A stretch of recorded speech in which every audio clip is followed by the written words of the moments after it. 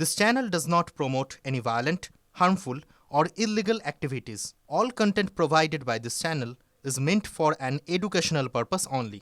নমস্কার, দেখছেন টিভি9 বাংলা। আপনাদের সঙ্গে রয়েছি আমি শুভজিৎ মিত্র। আর মাত্র কয়েকটা ঘন্টার অপেক্ষা, একেবারে মিনিটে মিনিটে যে আপডেট আমরা পাবো আপনাদেরকে দিয়ে যাব।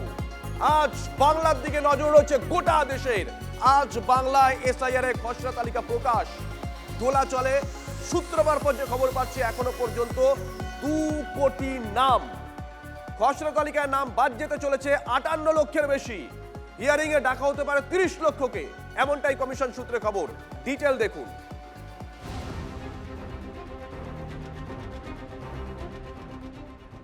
মঙ্গলে কাদের মঙ্গল, কাদেরই বা অমঙ্গল, সেটা জানা যাবে এসআইআর এর খসড়া তালিকা প্রকাশ হলেই। কমিশন সূত্রে খবর, মঙ্গলবার 7,08,16,631 জনের নাম প্রকাশিত হতে চলেছে।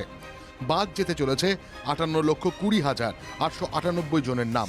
এর মধ্যে মৃত 24,16,852, নিখোঁজ 12,20,038, স্থানান্তরিত ভোটার 19,88,076, ডুপ্লিকেট ভোটার 1,83,328।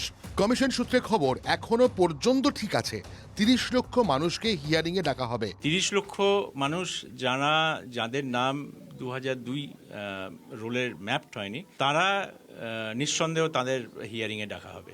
বাকি কাদের ডাকা হবে এটার ব্যাপারে আমরা নির্দেশের অপেক্ষা করছি। ভোটার তালিকা সংশোধন নিয়ে ইঙ্গিতপূর্ণ মন্তব্য করেছেন শুভেন্দু অধিকারী। পাল্টা কটাক্ষ করেছে তৃণমূল। সবে সকাল ব্রেকফাস্ট হবে, কালকে লাঞ্চ হবে, তারপরে চা খাবে বিকালে, তারপর ডিনার হবে, তারপর তো 14 ফেব্রুয়ারি। মানুষের প্রতি আস্থার কথাটা কিন্তু কোনো এরা বলবে না। এরা কখনো বলবে সিবিআই দেখবেন কি করে, ইডি দেখবেন কি করে, সবে তো সকাল, নির্বাচন কমিশন দেখবেন কি করে। আরে ভাই, মানুষ কি করে সেটা তো আমরা একবারই বলবো। আপনারা সব দেখিয়ে নিন, আমরা একবারই দেখাবো রেজাল্টের দিন মানুষ কি করে। বিশেষ পর্যবেক্ষক সুব্রত গুপ্তর দাবি, বৈধ ভোটারের নাম তালিকায় রাখাই তাদের লক্ষ্য। আমাদের সবাইকেই যখন অ্যাপয়েন্ট করা হয়েছিল তখন কমিশনের নির্দেশ একই ছিল যে কোনো ব্যক্তির নাম তিনি যদি জেনুইন ভোটার হন তার নাম যেন বাদ না যায়, এবং কোনো ব্যক্তি যার নাম ভোটার লিস্ট থাকার কথা নয় তিনি যেন ভোটার লিস্টে না থাকেন। সুতরাং এই একই লক্ষ্য আমাদেরও, কমিশনেরও এই সেম লক্ষ্য। খসড়া তালিকায় নাম না থাকলেও চিন্তার কারণ নেই বলে জানিয়েছেন কমিশনের বিশেষ পর্যবেক্ষক। খসড়া তালিকায় যদি আপনার নাম না দেখেন, না পান, তাহলে চিন্তিত হওয়ার কিছু নেই। ওই অনলাইনেই আপনি ফর্ম 6-এ অ্যাপ্লাই করতে পারবেন। অ্যাপ্লাই করার পরে আপনাকে হয়তো একটা শুনানির জন্য ডাকা হবে, এবং শুনানিতে আপনি কাগজ দেখানোর পরে সঙ্গে সঙ্গে আপনার নাম সেই রোলে তুলে দেওয়া হবে। খসড়া তালিকায় নাম রয়েছে কিনা তা দুভাবে দেখা যাবে, 1 অনলাইনে এবং 2 অফলাইনে।